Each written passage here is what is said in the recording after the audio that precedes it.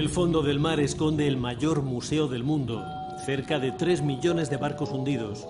Todos tienen valor histórico, pero solo algunos están cargados de tesoros. Miles de millones de euros dispersos por el mar. Cazatesoros, arqueólogos y gobiernos se disputan su propiedad.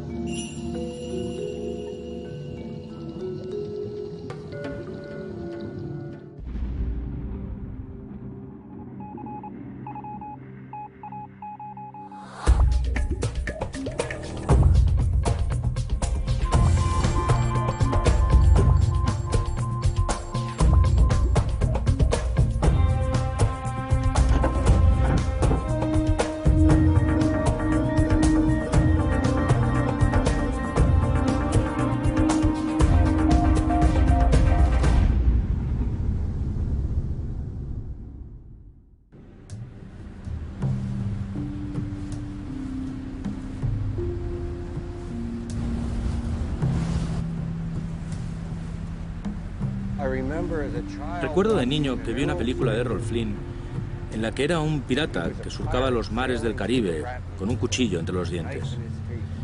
Y yo era un niño que crecía en las frías zonas de Pensilvania. Y mi corazón me decía, yo quiero hacer eso cuando sea mayor.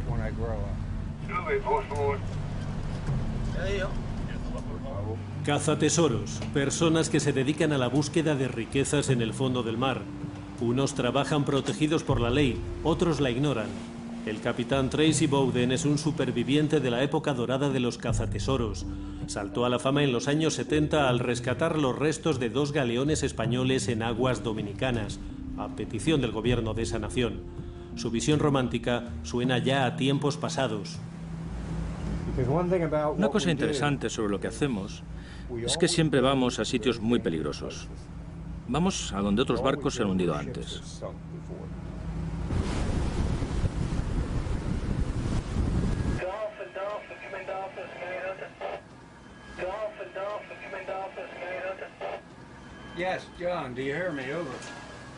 Vamos a los cementerios, donde hubo tantos naufragios, y si no tienes cuidado acabarás como ellos.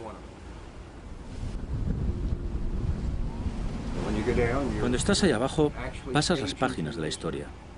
Cada pulgada de arena es como una página de la historia. 1950, 1750... Ah, aquí estamos. Y nadie ha visto nunca lo que hay ahí abajo.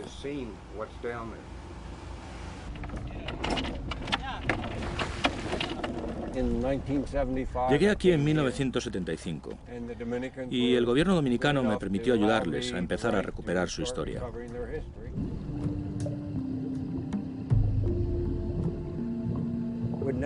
Nunca vendríamos aquí a hacer algo ilegal. La primera vez que vine, negociamos durante un año, hasta que finalmente resolvimos todos los problemas a medias con el gobierno.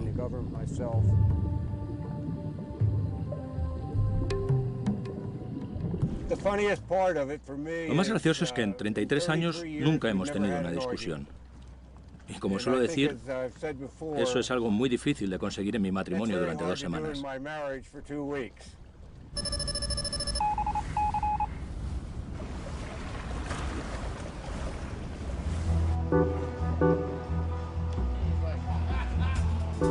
En los Cayos de Florida se encuentra Key West, ciudad convertida en auténtico parque temático de piratas. Allí también, en los años 70, Mel Fisher inició una dinastía de cazatesoros tras conseguir el mayor botín encontrado hasta entonces, el del galeón español Nuestra Señora de Atocha.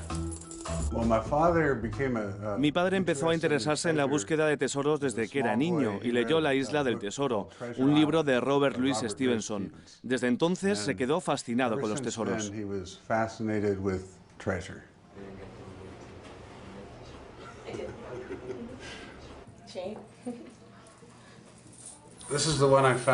Esto lo encontré yo mismo, solo se veía un trozo saliendo del barro. Empecé a tirar y comenzó a hacerse más larga y mi sonrisa se hacía más y más grande.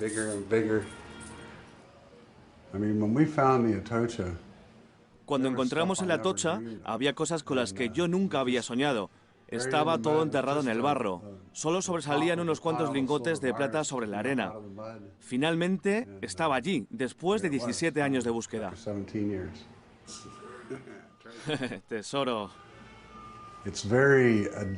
Es muy adictivo. Una vez que has encontrado algo tan antiguo y eres la primera persona que lo ve desde hace 300 o 400 años, es un subidón increíble y quieres encontrar más.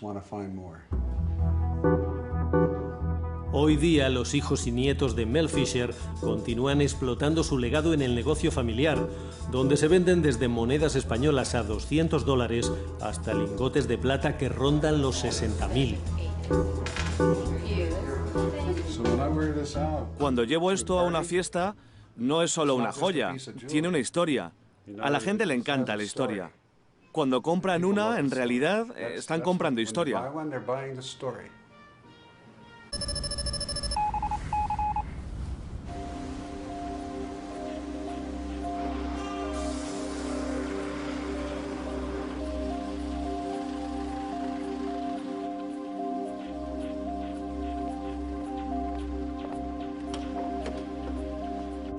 Hay muchos tipos de cazatesoros. Gregory Stem es el presidente de Odyssey, empresa americana especializada en barcos hundidos en aguas profundas que colabora con el gobierno británico en la búsqueda de navíos ingleses. En España es más conocido como acusado del mayor expolio realizado hasta el momento. En 2007 se llevó a su país, supuestamente de aguas españolas y sin permiso, 500.000 monedas de oro y plata. Todos los dedos le señalan como culpable.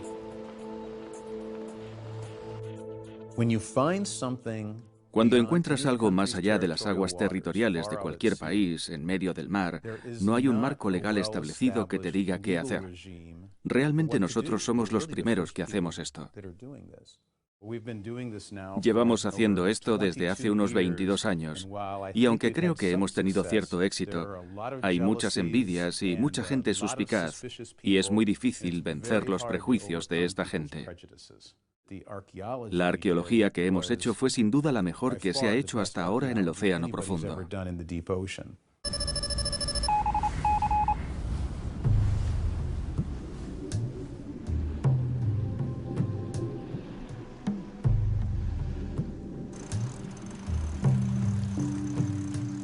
Las teorías de los cazatesoros no convencen a Pipe Sarmiento, que ha convertido su batalla contra Odyssey en una misión personal.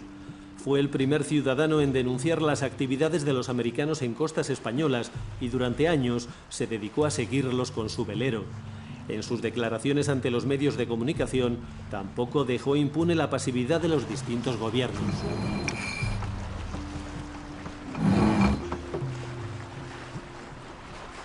Empezamos a ver en el año 1998 pues estos barcos extraños que utilizan estos piratas, y al descubrirlos en el horizonte, pues lógicamente pues despertaron mi interés. A partir de ese momento, pues en las horas libres que tenía y utilizando también los medios de la abogacía jurídica como los satélites, etcétera, pues me dediqué a seguir a ver qué hacía ese barco.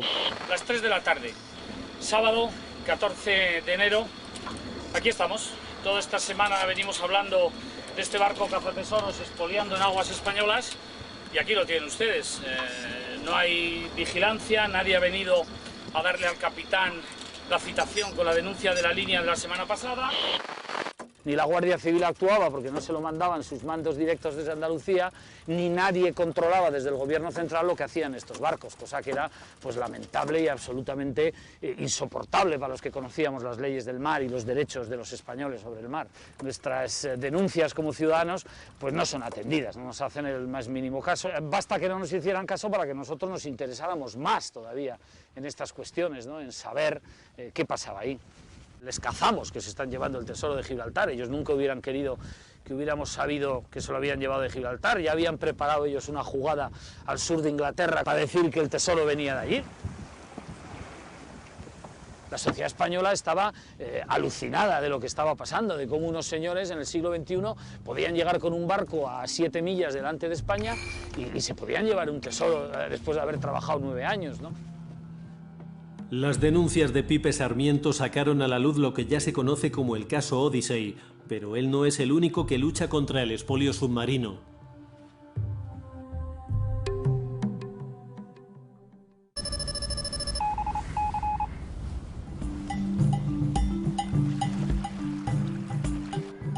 La República Dominicana es especialmente rica en navíos españoles hundidos de la época colonial.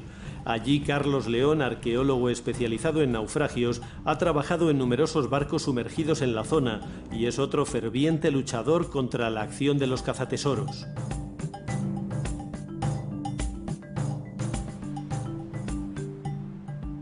Mi mayor sueño yo creo que sería poder terminar con el expolio de los barcos hundidos, pero sobre todo en estos países en los que el patrimonio arqueológico submarino es tan importante, porque es que los barcos que encontramos aquí están en unos estados de conservación que no es habitual, que es magnífico. Entonces, saber que constantemente están siendo o bien expoliados o bien rescatados por profesionales que no son arqueólogos, pues sí nos da... Bueno, a mí me gustaría terminar un poco con eso.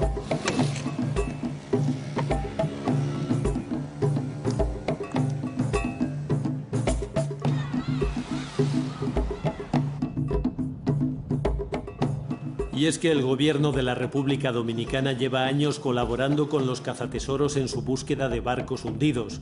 Aunque los arqueólogos no estén de acuerdo con la situación, aceptan supervisar los trabajos de los cazatesoros para que los yacimientos no sufran daño. Y el gobierno dominicano provee a toda la operación de vigilancia del Estado. Carlos León acudió al barco del capitán Tracy Bowden para comprobar su trabajo en los restos de una flota española. Tracy Bowden es un buscador de tesoros un poquito más minucioso que el resto, y por eso yo creo que es el único que nos permite trabajar con él, y cuando él termina sus trabajos de excavación y de rescate, nosotros completamos su trabajo haciendo planos del barco. Ya nos gustaría que eso fuera de otra manera. Evidentemente nosotros no estamos de acuerdo con el trabajo que él hace, pero mientras su trabajo esté permitido, nosotros aquí no podemos hacer nada, puesto que es un país que no es el nuestro.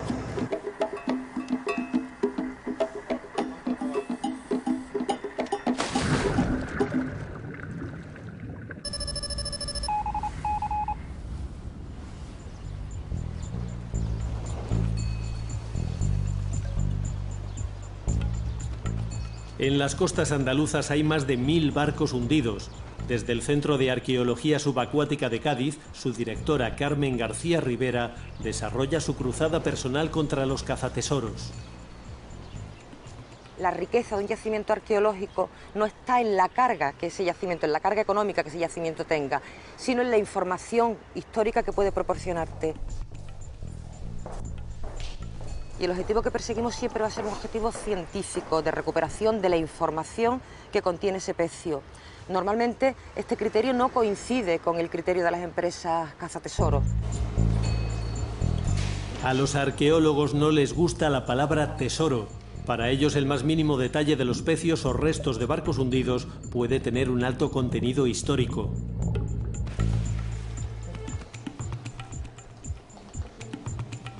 Ves toda la leyenda, el año perfectamente y la cara. Mira, es gracioso cómo aparece tachada la imagen de Luis XVI y cómo la línea que le pasa por el cuello es la más profunda, ¿eh? Es decir, que posiblemente ya había sido guillotinado justo en este momento. Por ello reniegan de cualquier alteración sobre un yacimiento, como las provocadas por el expolio de los cazatesoros. Un expolio que se daba a poca profundidad, es decir, aquella profundidad a la que podían llegar los buceadores fácilmente, pero que hoy, y debido a la incorporación cada día más de nuevas tecnologías, se puede dar en pecios que están intactos, en pecios que están a grandes profundidades. Y además esas tecnologías generalmente suelen estar en manos de grandes empresas cazatesoros más que en manos de la propia administración. Por tanto, sí tenemos que tratar de proteger algo que hasta hoy estaba casi protegido por el propio medio, es decir, los yacimientos que se encuentran a grandes profundidades. Empleando la tecnología de la NASA para llegar a grandes profundidades, Odyssey descubrió cerca de Andalucía el tesoro al que llama Black Swan, cisne negro, para no admitir la nacionalidad del barco del que procede. La empresa mantiene haberlo encontrado casualmente en aguas internacionales mientras buscaba un buque inglés. Con tanto misterio, consiguió llevarse a América el botín, valorado en $500 millones, duplicando así las acciones de la compañía. Y es que Odyssey también cotiza en bolsa.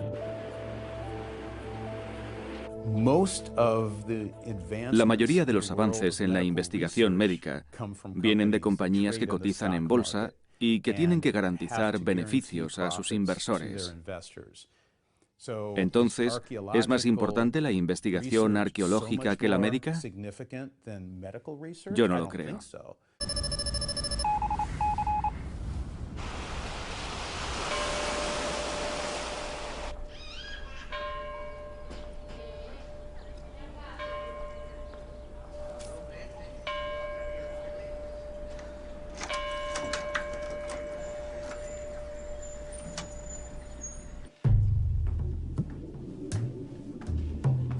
Pipe Sarmiento es principalmente un hombre de mar, de familia de navegantes, que incluso planea crear una fundación para coleccionar objetos marítimos. De ahí su insistencia en denunciar el caso Odyssey y lo que él considera una ofensa contra todos los que aprecian el mar.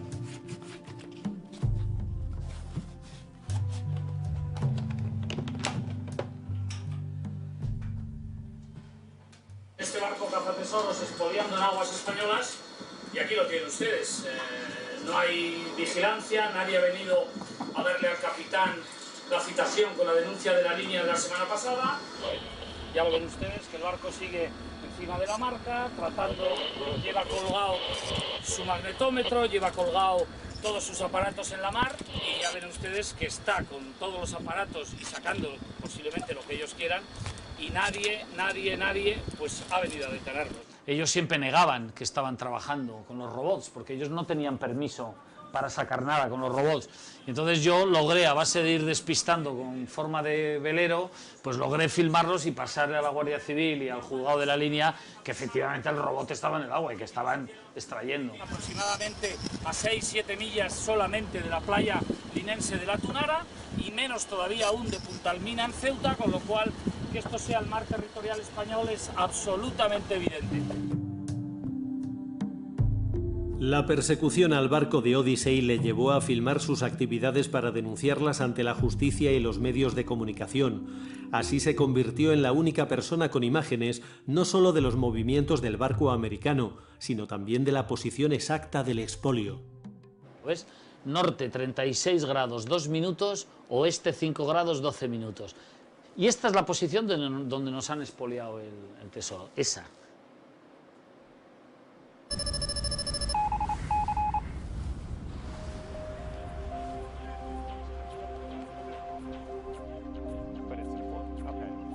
Odyssey sigue sin confirmar la misteriosa localización de donde se llevó el $500,000 de monedas, pero defiende no haber incumplido la ley y haber seguido escrupulosamente la ética arqueológica.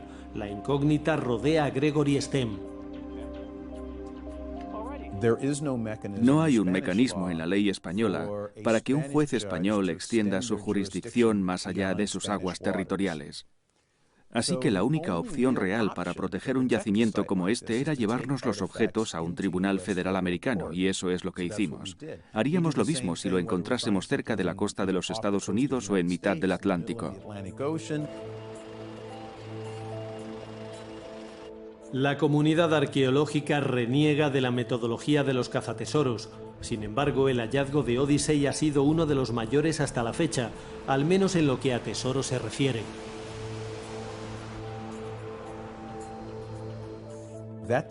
Creo que aquel descubrimiento fue una auténtica sorpresa para el público y también para nosotros, porque nunca nos imaginamos ver un yacimiento como ese.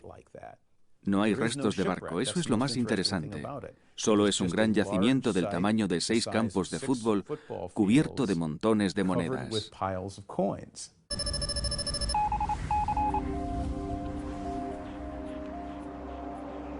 Aprovechando la polémica sobre si el expolio fue en aguas españolas y si pertenecía a un barco español, Odyssey se llevó las monedas valoradas en $500 millones a Gibraltar, y de allí, usando sus contratos con el gobierno británico, a su sede en Tampa, Florida. El gobierno español finalmente reaccionó y denunció a la empresa ante los tribunales de la ciudad, reclamando su derecho sobre el tesoro expoliado. Hasta allí se desplazó un reducido grupo de expertos españoles para examinar las monedas confiscadas por el juez.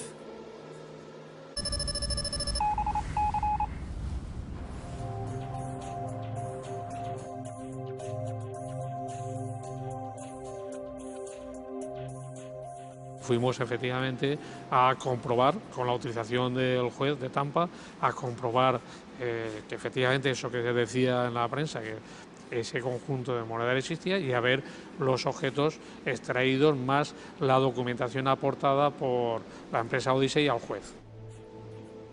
Rafael Azuar es el director de ARCUA, el nuevo Museo Nacional de Arqueología Subacuática en Cartagena, que acerca al público a la riqueza histórica de los barcos sumergidos. Pero además es una de las pocas personas que han podido comprobar en Tampa la magnitud del tesoro extraído por Odyssey. Pudimos revisar el conjunto de monedas de oro, que eran unas 200 y pico monedas de oro, y luego hicimos un sondeo aleatorio de las monedas de plata, pero claro, evidentemente nunca sabremos si lo que está declarado y está bajo la tutela del juez es el 100% de lo que ellos han extraído, no lo sabemos. Eso solo lo saben ellos.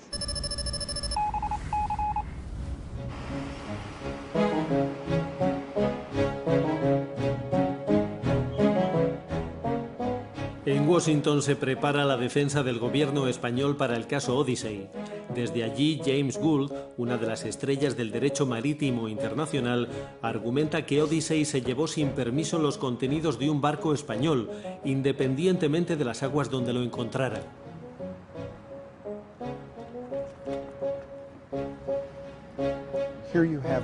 Aquí tenemos una situación en la que una compañía americana inspecciona sistemáticamente grandes superficies marítimas de países europeos.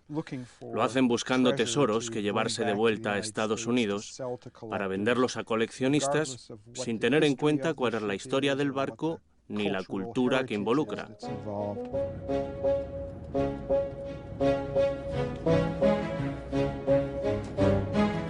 Pare en esa esquina que me bajo. A través de su conocimiento del sistema judicial americano, Gould debe probar la inmunidad soberana del barco del que Odyssey extrajo el tesoro si quiere conseguir que el juez lo devuelva a España. Todo va bien. Hemos hecho una presentación al tribunal explicando nuestra posición y pidiendo que termine todos los procesos, porque esta es la propiedad de España y que se devuelva todo lo que se llevaron del barco a España. James Gould necesita demostrar la identidad del naufragio del que fueron expoliadas las monedas, pero localizar e identificar un barco hundido no es una tarea fácil.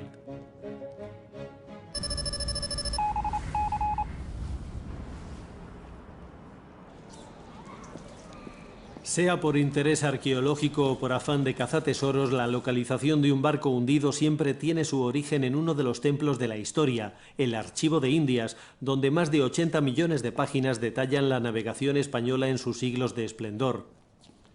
A Victoria Stapel, su pasión por la historia la trajo desde Canadá a Sevilla hace más de 30 años y la ha situado entre las mejores en su profesión. Las claves para localizar un naufragio no esconden secretos para ella. Esto no es una biblioteca con un fichero y encuentros, no. Eso son muchas horas de investigación, mucha paciencia y luego tener, me parece a mí, algo de imaginación, de volver hacia atrás en la historia y ponerte en los zapatos de la persona o de las personas que estás estudiando. Entonces es una combinación de imaginación y paciencia. La técnica es siempre lo mismo, venir con fechas, llegar al archivo con fechas, con un tema y luego a través de los catálogos y por supuesto con la ayuda de los archiveros pues se va poco a poco tirando del hilo. En esa época la descripción de localización era muy escueta, a tiro de un cañón, en el Golfo. O directamente no sabían, porque los barcos se perdían en tormentas, los instrumentos de navegación no eran tan precisos como más adelante, pero lo que sí te puedo decir es que no hay ningún documento que pone el X diciendo aquí es donde el barco naufragó, así de fácil no. Esto es una lista de municiones y bastimentos que cargaron en una flota que iba hacia México en el año 1563 y se perdieron en los jardines de la isla de Cuba. Este está apuntado más tarde, después del naufragio, pero lo que esto es una lista de lo que se cargaba en el barco. Veremos bizcocho, aceite, vinagre, tachuelos, hilo, agujas. El descubrimiento de América convirtió a España en un poderoso imperio durante casi 4 siglos. Sus galeones cruzaban el Atlántico en ambas direcciones cargados de víveres y riquezas, pero muchos de ellos nunca llegaron a puerto y se hundieron víctimas de tormentas, piratas o batallas navales. Hoy esperan en el fondo del mar, convirtiendo a España en el país con mayor volumen de patrimonio cultural sumergido. Naufragios codiciados tanto por cazatesoros como por arqueólogos. El concepto de que un naufragio es como un cápsula de tiempo, o sea, totalmente frenado. Dentro de un naufragio tienes toda la historia humana, porque a través de los documentos pues, puedes encontrar historias tremendas sobre las personas que iban a bordo, el momento histórico cuando naufragó la embarcación. A través de la investigación, a través de la técnica de hoy en día, hacer ese momento histórico vivo.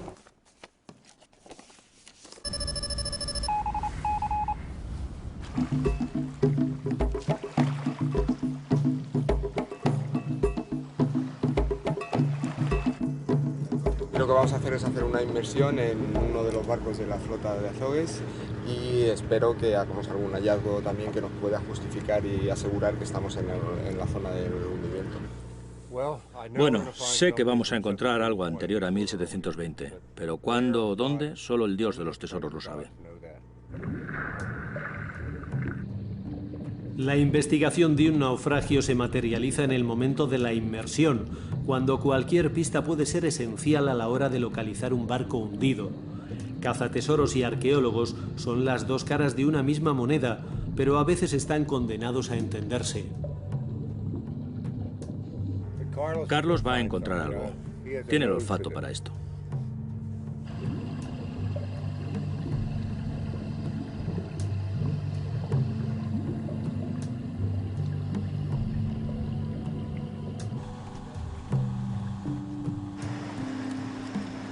Acabamos de localizar una de las ánforas que sí que corresponde a ese barco. En ese barco van ánforas de ese tipo, con lo cual seguramente estamos en la misma zona y creo que hemos localizado la popa, que es la zona que no estaba, que no sabíamos exactamente su ubicación. Este yacimiento y toda esta zona, el gobierno dominicano le tiene concedido un permiso, en este caso a Tracy Bowden, pero Tracy Bowden y el gobierno dominicano se han puesto de acuerdo para que nosotros de vez en cuando podamos hacer algún estudio puntual. Evidentemente nosotros todas las piezas, todos los restos que encontramos los entregamos al museo y nosotros no participamos como ellos en el reparto de las piezas. En la República Dominicana, el gobierno y los cazatesoros llevan años dividiéndose lo rescatado al 50%, una solución que les ha evitado conflictos legales como el de España con la empresa Odyssey.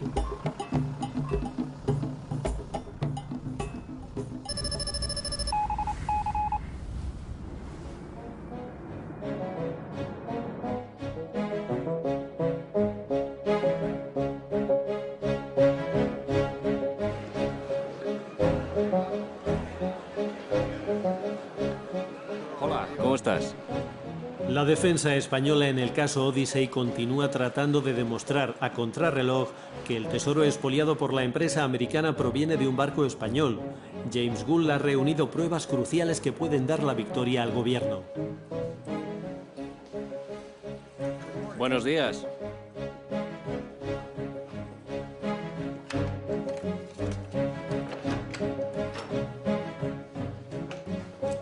Voy a sacar mis papeles para prepararme porque va a ser una semana muy ocupada con el Ministerio de Cultura y el resto de gente, nuestros testigos expertos, en fin, pero va a ser genial.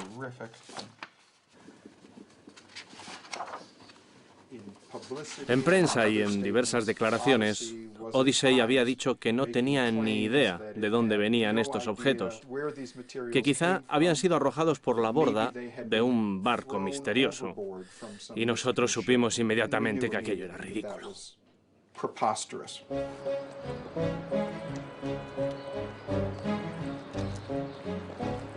Las fotos que Odyssey ha proporcionado a Gould a petición del tribunal pueden cambiar el rumbo de la investigación y la decisión del juez de Tampa.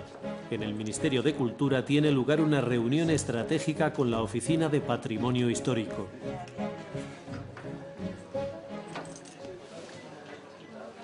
Buenos días. ¿Cómo estás hoy?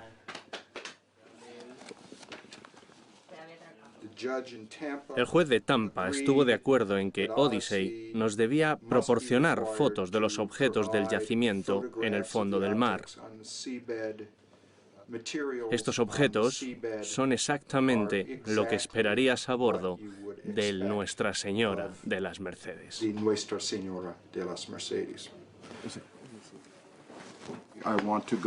Me gustaría ir, quizá con Elisa, al Museo Naval, porque así podremos examinar un cañón del siglo XVI o XVII como este.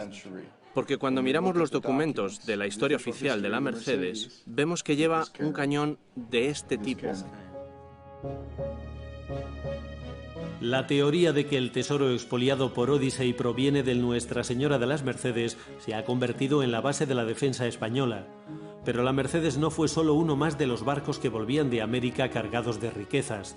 Destruido por la Armada Británica en 1804, cerca de las costas de Cádiz y sin previa declaración de guerra, su hundimiento fue clave para el inicio de la Batalla de Trafalgar, que arruinaría al Imperio Español.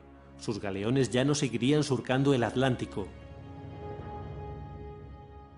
Se ha dicho que podría ser el Mercedes, pero el Mercedes, cuyo hundimiento aparece relatado en el tomo primero de los episodios nacionales de Pérez Galdós, se hundió a la vista de las costas portuguesas y este cargamento en el fondo del mar, el Black Swan, no está a la vista de las costas portuguesas, por consiguiente no debe ser el Mercedes, entre otras muchas razones.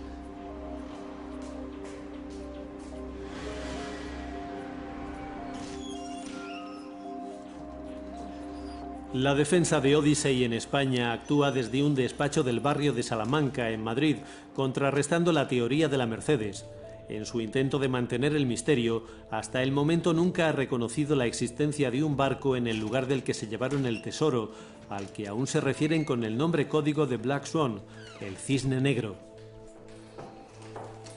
Es solamente un cargamento y además está esparcido en una gran extensión del fondo marino, y no hay ni rastro de barco alguno. ¿Podría ser un cargamento que había ido en un barco español? Podría serlo, pero eso habría que establecerlo y habría que demostrarlo.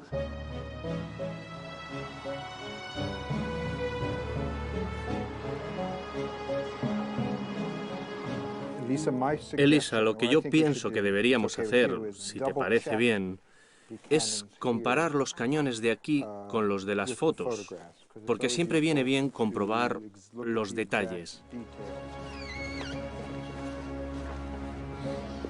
En el Museo Naval de Madrid, James Gould busca pruebas que demuestren que las fotos de Odyssey coinciden con objetos de la misma época de la Mercedes. Le hemos dado fotos al juez, pero me encantaría que pudiera venir aquí para que viera todo esto. ¿Ves la misma forma allí? Bien, pues es el mismo tipo de ancla de la Marina Española. ¿Ves allá arriba? ¿Ves el asa? Es el mismo tipo. Un diseño especial. Si miras esta zona, ¿ves esta forma? Y la ves aquí. ¿Ves esa forma? Bien, mira ahí arriba. ¿Ves este asa? Este es el asa. Es el mismo tipo. Sí, sí, sí, sí. Había dos cañones como este en la Mercedes. Y ahora sabemos que están en el fondo del mar. En el yacimiento que Odyssey dice no saber de qué barco es. Bueno, nosotros sí lo sabemos.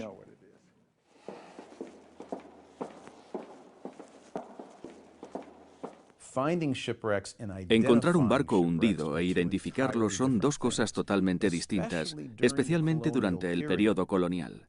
Es muy difícil identificar un barco hundido.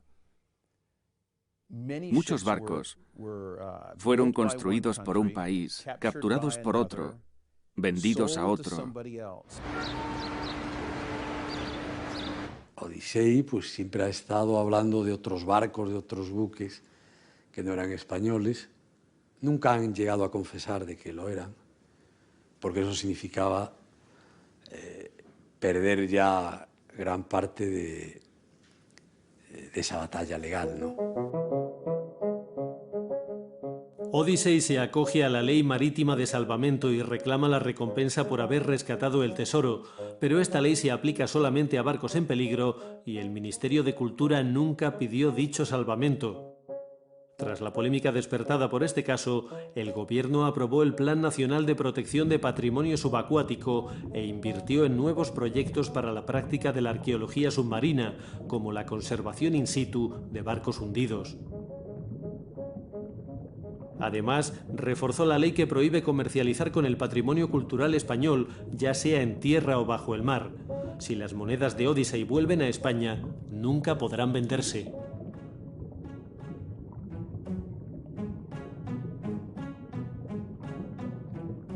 No hay comercio en esto.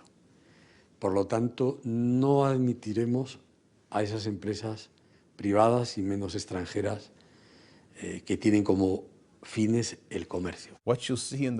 Lo que ves por el mundo es que aquellos países que trabajan con compañías privadas de rescate y el sector privado de arqueólogos, en los que el país se lleva un porcentaje y compensa a la compañía de rescate como es debido, esos gobiernos, como el de la República Dominicana y el de Florida, consiguen una colección enorme porque la gente acaba trabajando con el gobierno en lugar de hacerlo a escondidas.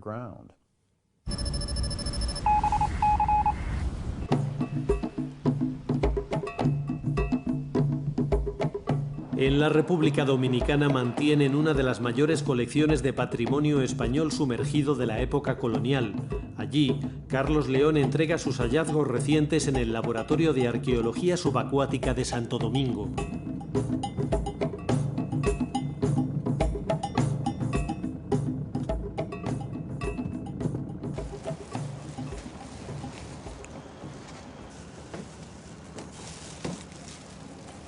¿Qué tal? Aquí te traemos. ¿Te parece? Qué hermosa.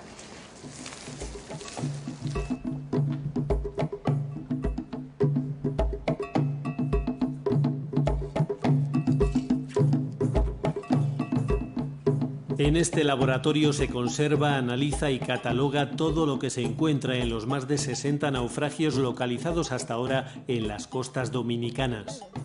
Tenemos todas las ánforas rescatadas de el Conde de Tolosa y la Guadalupe. ¿Te interesa ver estas, por ejemplo? ¿Te interesa ver estas? Ah, pero sí, con mucho gusto. Fíjate, es una ánfora pequeña. Sí, la verdad que estas piezas son únicas y es una colección importante para hacer una tipología completa. Todas encontradas en el mismo barco, algunas con vino, con aguardiente, hay algunas con otros huesos de melocotón, incluso de almendras. La colección almacenada en este laboratorio no sería posible sin la colaboración con los cazatesoros. Un día de prospección bajo el mar puede rondar los $50.000 y el gobierno dominicano nunca hubiera podido afrontar esos gastos. Francis Soto lleva más de 30 años trabajando aquí y conoce bien la diferencia de intenciones entre cazatesoros y arqueólogos. Bueno, la diferencia es del cielo a la tierra. El arqueólogo, cuando termina un proyecto, se va a los gabinetes a escribir, a hablar sobre el naufragio, siempre está investigando de dónde viene, de dónde procede. El cazatesoro lo que anda buscando es, como dice la palabra, tesoro.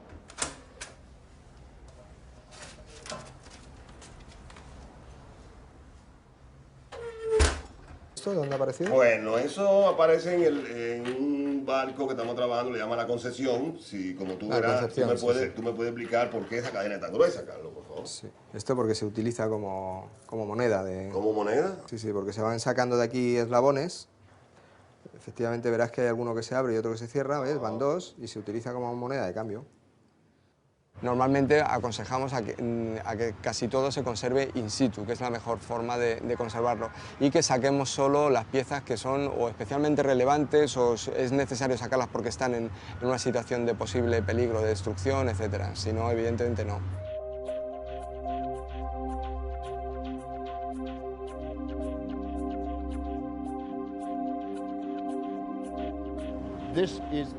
Esto es una fachada. Son gente sentada a una mesa discutiendo filosofía, gente que nunca lo ha puesto en práctica. Tenemos académicos, arqueólogos, que nunca han producido nada, siguiendo los pasos de pioneros como yo mismo, como Mel Fisher, como Tracy Bowden. Nos odian, pero nosotros conseguimos que el patrimonio cultural sea una realidad, que esté en los museos. Burt Weber es otro de los cazatesoros de la época dorada. Saltó a la fama en 1978 al localizar un galeón español hundido en la República Dominicana. Hoy día sigue defendiendo con vehemencia su trabajo en colaboración con el Estado de la isla. Las críticas de arqueólogos y gobiernos en general le parecen pura demagogia.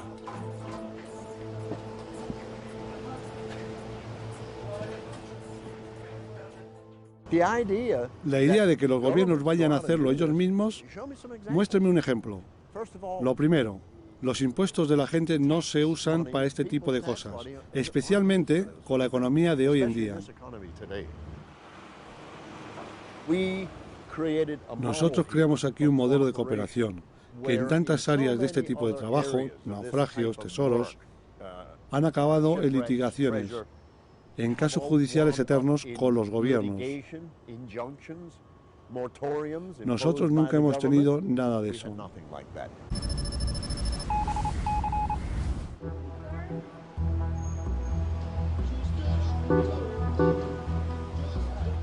En Key West se pueden visitar los restos del Nuestra Señora de Atocha, que en los años 70 y 80 envolvieron a los Fisher en un caso judicial tan mediático como el de Odyssey, aunque en aquellos tiempos el gobierno español no reclamaba aún su patrimonio sumergido. De hecho, recibimos una carta muy educada del embajador español dándonos la enhorabuena por haberlo encontrado, diciendo que España no tenía ninguna reclamación concerniente a la Atocha.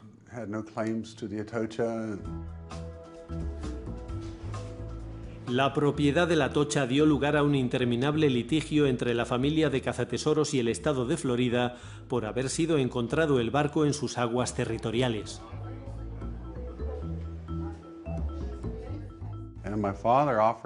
Mi padre ofreció al gobierno donarles el 35%, pero ellos dijeron que lo querían todo.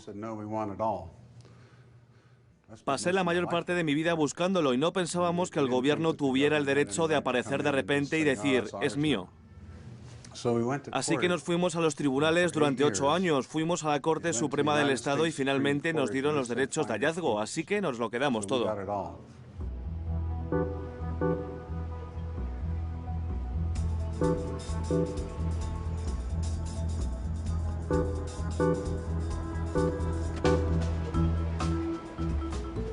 También en Key West se encuentra David Paul Horan, el abogado que ganó el caso Atocha para los Fisher. Especializado en defender cazatesoros, ha asumido una derivación del caso Odyssey, la reclamación realizada por los descendientes de aquellos que viajaban a bordo de la Mercedes, el barco supuestamente expoliado por la empresa americana.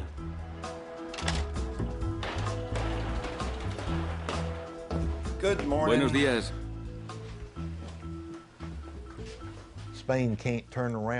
España no puede decir que es un galeón español y que todo lo que llevaba le pertenece a España. No, pertenece a los descendientes de aquellas personas que lo pusieron allí.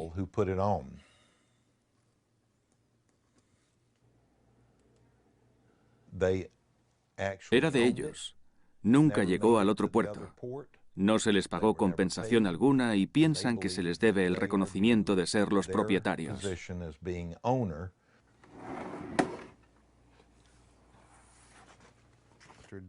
Don Antonio, caballero de la Orden de Santiago.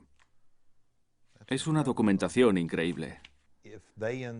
Si ellos terminan siendo los propietarios, el tribunal acabará adjudicando una recompensa de salvamento y un gran porcentaje irá a Odyssey y el resto irá a las familias.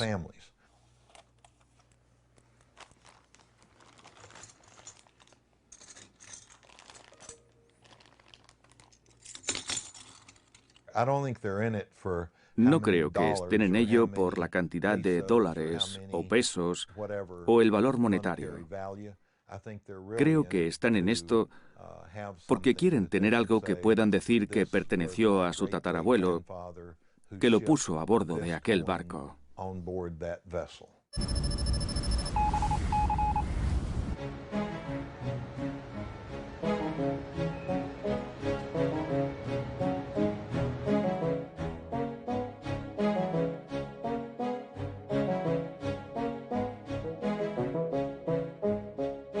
Don Diego de Alvear era uno de los comandantes que dirigían la flota de la Mercedes. En su hundimiento perdió no solo sus riquezas, sino también a su mujer y 7 de sus 8 hijos. Sin embargo, sus descendientes españoles han decidido no unirse a la reclamación sobre las 500.000 monedas, porque también consideran un expolio las acciones de Odyssey, aunque en este caso por motivos más personales.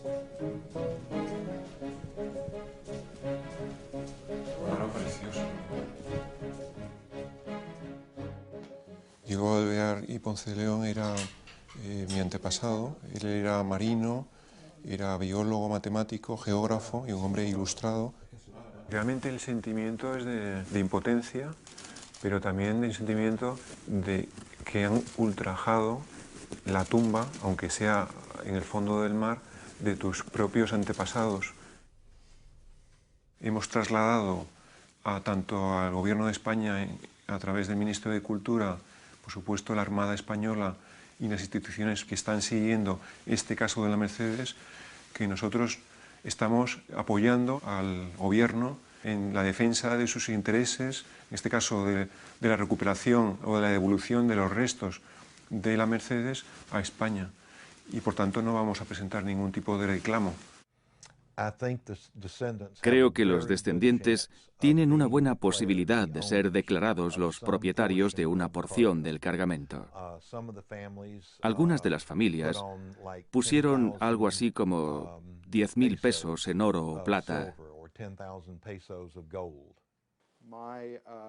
Mi mujer me dice que es descendiente de Luis XIV de Francia, pero eso no me convierte a mí en el dueño de algo que está en un museo francés o en Versalles.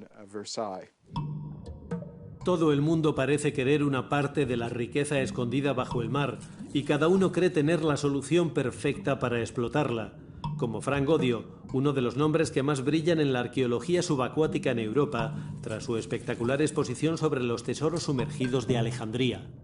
El mejor modo de proteger el patrimonio subacuático es de saber primero dónde está y qué es.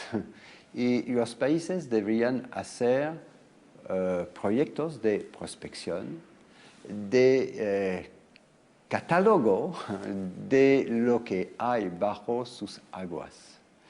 Y cuando tú sabes lo que tienes, es mucho más fácil de explotarlo de modo científico y de protegerlo.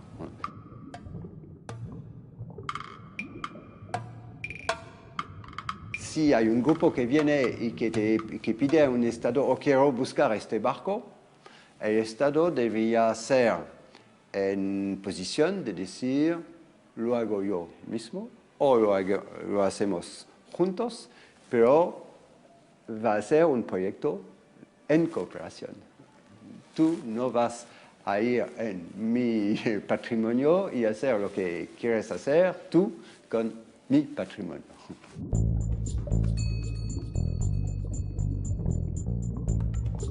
El origen del conflicto sobre la arqueología subacuática se encuentra en las exorbitantes cantidades de dinero que mueve, ya que como ciencia cuesta millones, pero como negocio puede generarlos. El caso Odyssey ha traído a primera plana un dilema que hasta hace poco solo motivaba a la literatura y el cine.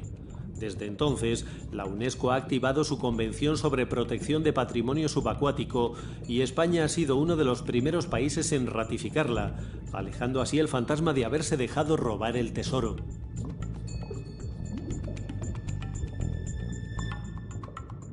Y las monedas no se pueden fundir en lingotes para venderlos, sino que las monedas se tienen que conservar en los museos. Si España tiene 500.000 monedas, no las expondrían todas, estarían amontonadas en alguna caja fuerte sin ninguna utilidad. Tú no puedes fiarte nunca de los gatos al tesoro ni nada, porque en realidad, ¿qué es lo que buscan? Conseguir un botín que suba en bolsa a la importancia de su compañía. ¿Por qué está España tan preocupada de sus tesoros por todo el mundo? Si algunos de los mejores naufragios españoles están dentro de sus aguas territoriales. Esto es historia, es patrimonio nacional, es para el disfrute del público, no es algo para que se venda en eBay. Hay muchísimos naufragios españoles repartidos por el mundo. Y si Odyssey no los encuentra y hace las cosas legalmente, alguien los encontrará.